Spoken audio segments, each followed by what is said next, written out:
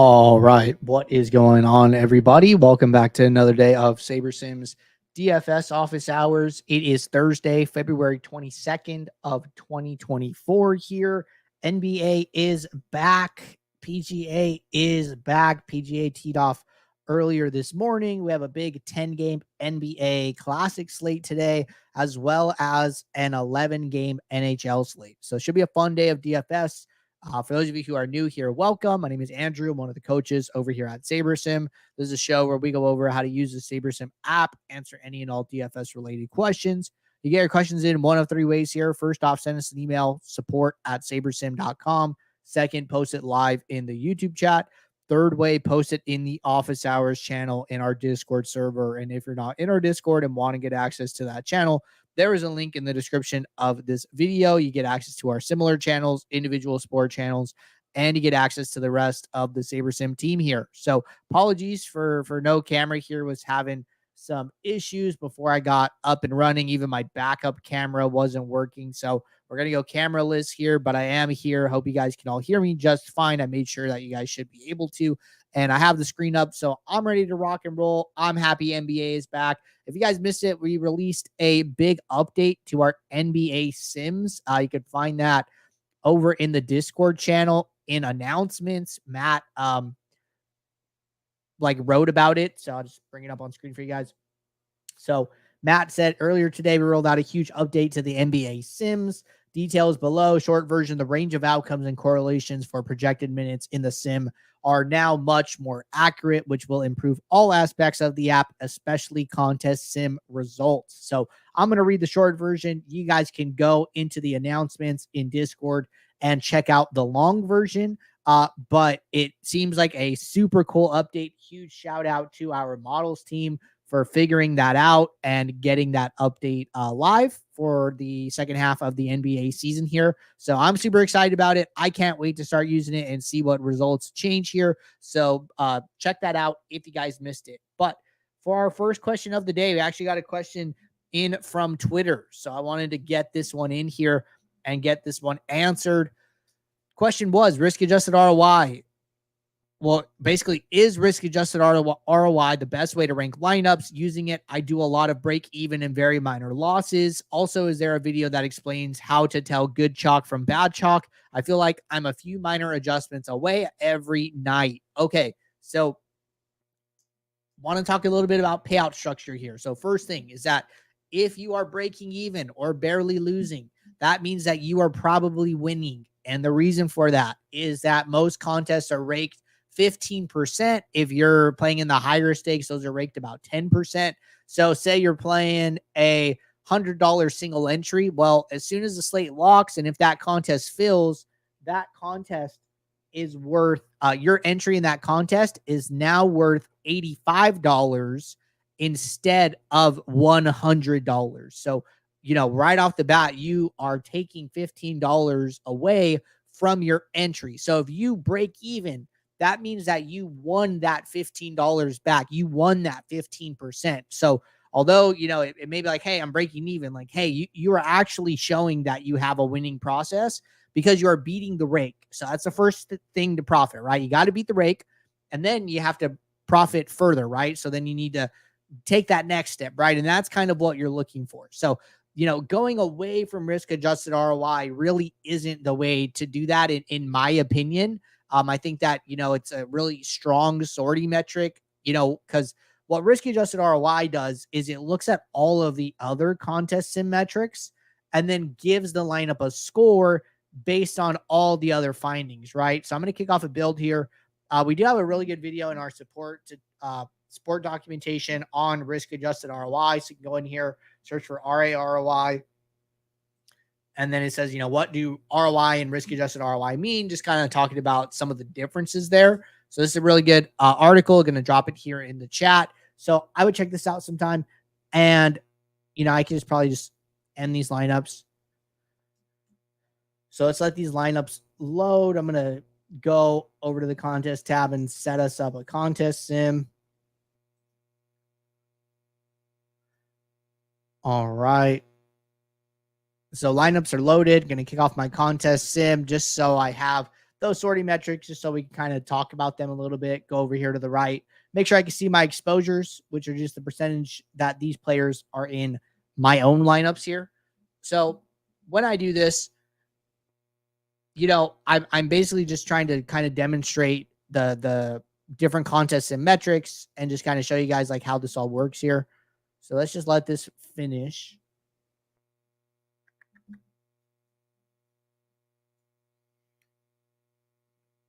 All right.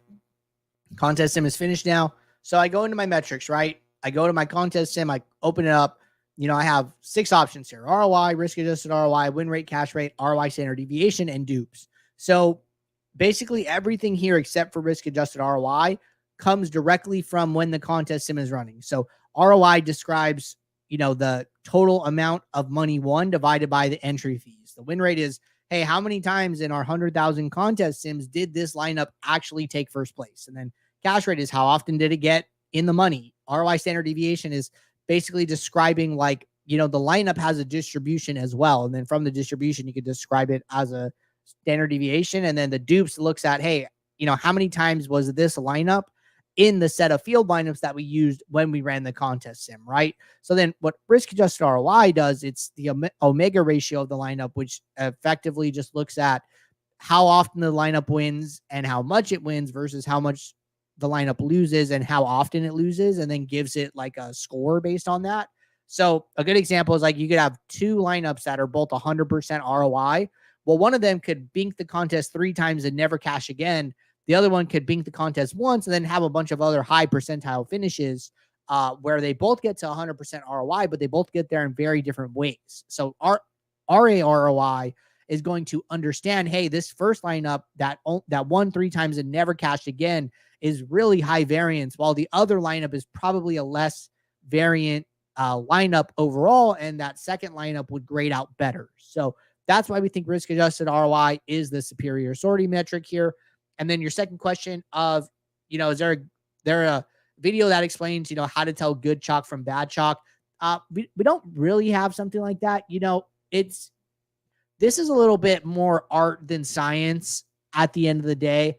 I think that like one thing that you could do here is go into your build that you ran, sort by highest projected ownership, and then go and compare the ownership percentages to the pool exposure. So the pool exposure are going to tell you, hey, how often did this player come up in, all the lineups that we ran here? And so in my opinion, Keontae George and Benedict Mathurin, they're 2 of the highest owned players on the slate. I haven't looked at the slate at all. I don't know who's in, who's out, whatever, but they're both coming up in a ton of the pool. So way higher than their ownership. So like, although they're the highest owned, the SaberSim is bringing them into your lineup so often that I think they're fine. So I would call them like good chalk.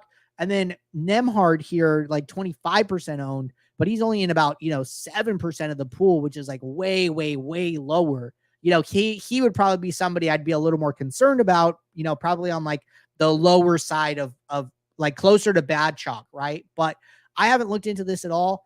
I think that's like another important thing is like kind of trying to reverse engineer like, hey, why is this guy chalk? And when you can come up with a story that makes sense, then that's another good way of saying like, hey, okay, I get it. I understand why this guy is chalk. So like, let's just like do an example. I go to Indy and I'm just going to sort by projection here.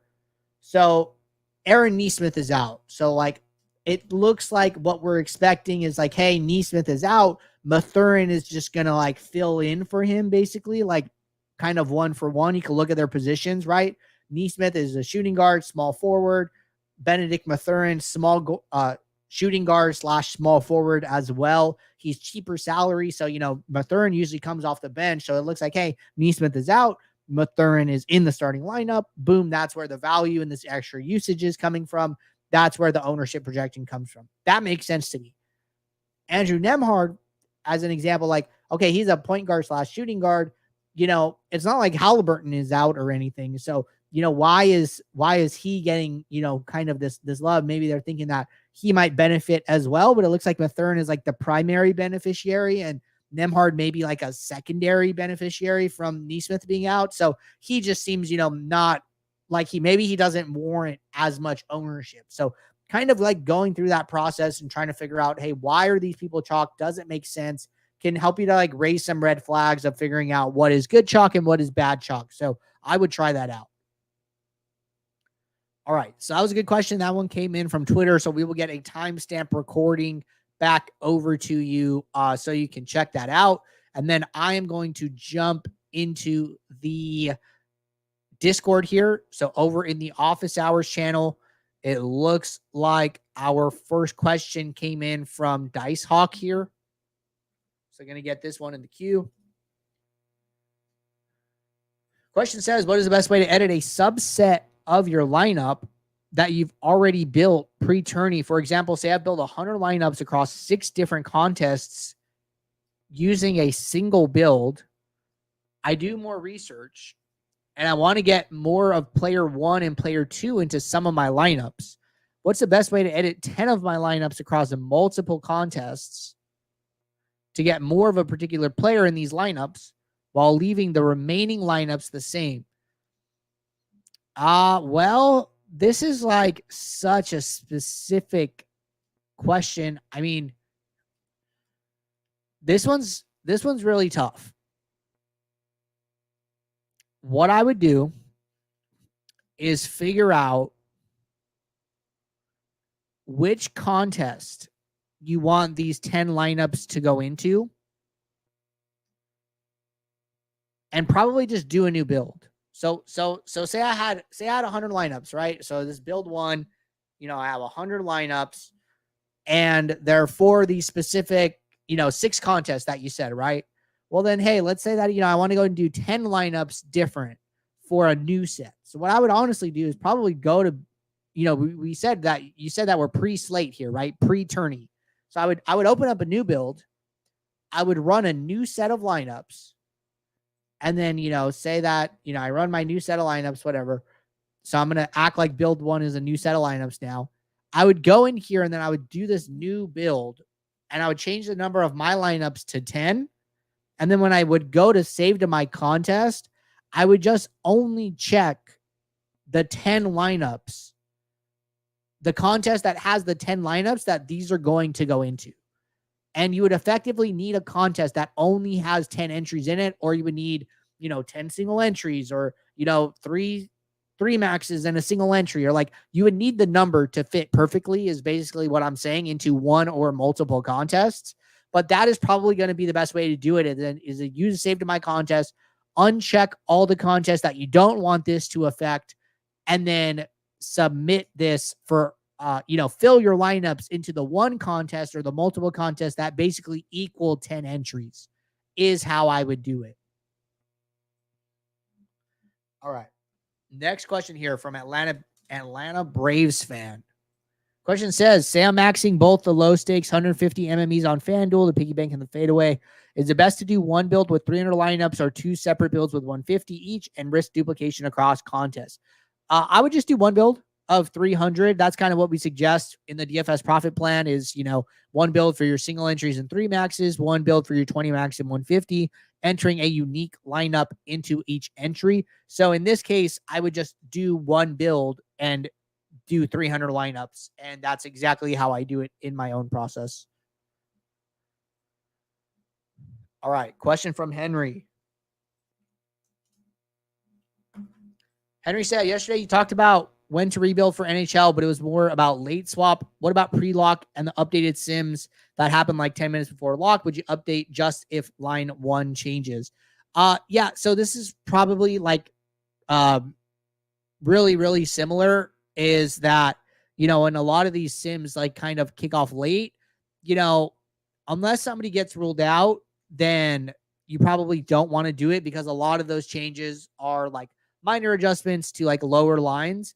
But if you see something like very, very like clear and obvious where, a power play line 1 changes or something that you determine can like significantly impact the slate, because I'm just like not an NHL expert, then I would take action. But otherwise, if sims are running and you can't really see why, chances are it's probably very low impact.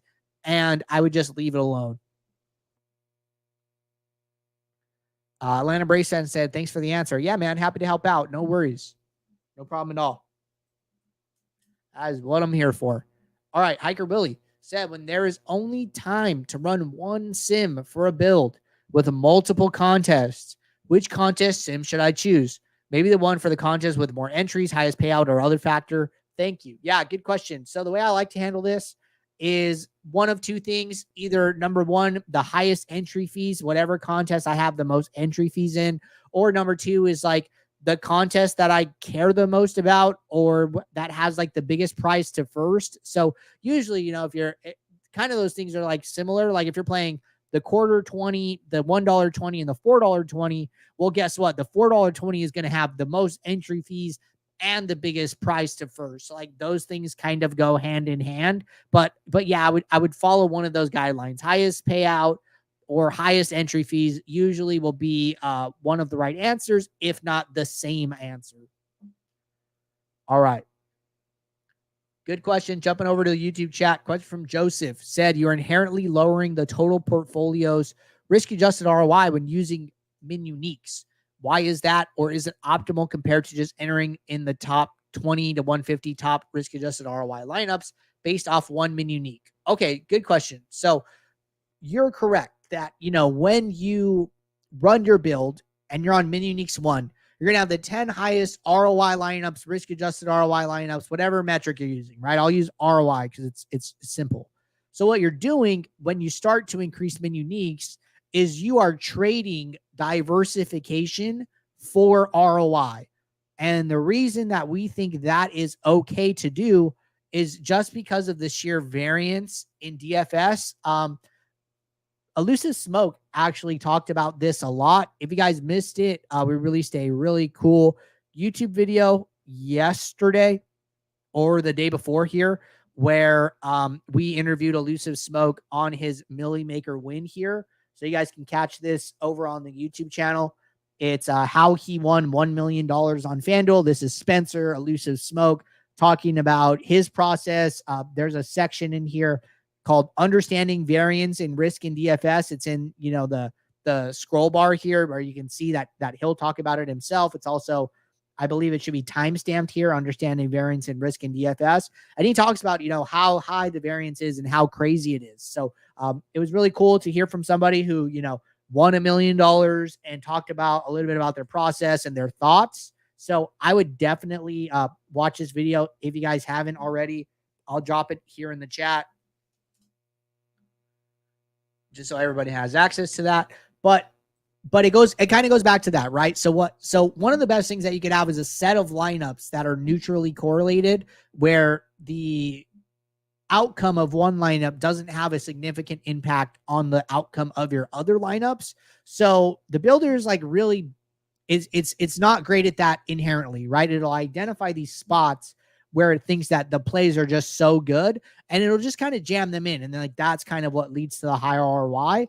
So what can happen in Min Uniques 1 is like, you know, if there's 8 players in this lineup, you know, you could share 7 out of 8 players in a lineup. So if, you know, one guy does bad, one guy gets hurt, you know, your lineups are highly correlated. It's like what you're going to see is like, you're going to see these very tight kind of batches of like lineups in your standings where they're just kind of all together, as opposed to being like more spread out through the slate. And I built some lineups for NASCAR for Daytona, which is like literally the only day I play NASCAR. And I used a pretty high min uniques, and I saw something super cool, and I actually sent it to Jordan. And so I actually have the photo right here. So these are lineups that I built for NASCAR for Daytona. And I used a min uniques of, I think, 4. And, you know, there's only 6 players in the lineup. Frankly, I was like super surprised how I could even get to 4 in the first place. But because Daytona's crash heavy, because, you know, it's just a wild race, it's really good to like get super spread out. So like, this is the effect that min uniques of 4 had on my lineup set, where like I took this out like the beginning of the race, but like you could see like, hey, I have like a set of lineups on the left, and then I have like a set of lineups in the middle, and then I have like a set of lineups on the right. And And like that is kind of the impact that mini uniques can have on your lineups, where it's not all on the right, it's not all on the left. It's really just kind of spread out through the entire contest, because you're guaranteeing that diversification by saying, no, each lineup must have X players different from every other lineup in your set. So like that is the effect that you get. And, variance in DFS is higher than basically any other form of gambling that I'm aware of, poker, sports betting, pot limit Omaha, etc. here. So we think that the trade-off is worth it if you had an infinite bankroll and, an infinite amount of slates to play and, infinite time. Then yes, sorting by ROI would be better. But the truth is, most of us are working within bankroll constraints, within time constraints. There's only so many slates to play. Look at like an NFL season. So it's really important to account for the risk, manage the variance as best as you can. And that's why we feel RAROI and mini uniques are one of the best ways to do that. All right. Noah said, for NHL, what is the difference in a 20 max between the 1 and 20 ranked lines for which teams will be stacked? Really interested in getting better at NHL. Stacking seems to be important. So I would definitely agree that, stacking is very, very important in NHL. I mean, you could see that, if you ever want to like figure out like, hey, is stacking important in this slate type? One of the easiest things to do is just go to the slate and then do two things. So number one is, just click on the top projected player and then just go and look at their correlation values and just see like how high they are, 0.36, 0.32, 0.19, 0.19. Like those are pretty high correlations. So that's going to tell you right off the bat, correlation is important. And then looking at your build settings and then looking at your correlation slider and just seeing like, hey, it's, it's pretty high by default. If I'm playing, large field, it's at 6, which is considered high here. So, your first question, like, hey, what is the difference in a 20 max between the 1st and 20th ranked lineups for which teams will be stacked? So I'm not like 100% sure exactly what you're asking there for like, as far as like for which teams will be stacked. It really just comes down to, the way we build your lineups is we are randomly sampling each game on the slate.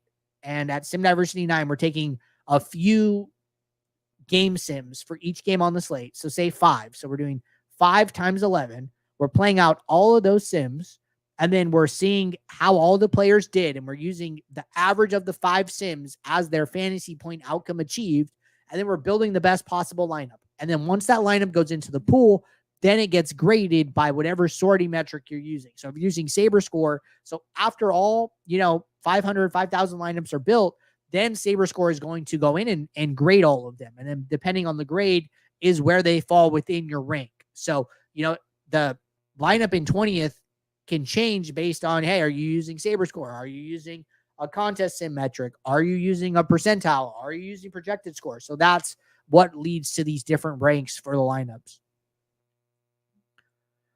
But all right. Looks like we're all caught up with questions in both the ones that came in via support, ones that came in via the YouTube chat, and ones that came in via the Office Hours channel. So appreciate you guys tuning in. Sorry for not having a camera today. I will make sure to have one ready for tomorrow, but appreciate you guys hanging out with me. Good luck today in the second half of the NBA season kicking off here. I'm super excited with the update. Hope you guys are too. So until tomorrow, take care, everybody. Good luck. Thanks. Bye.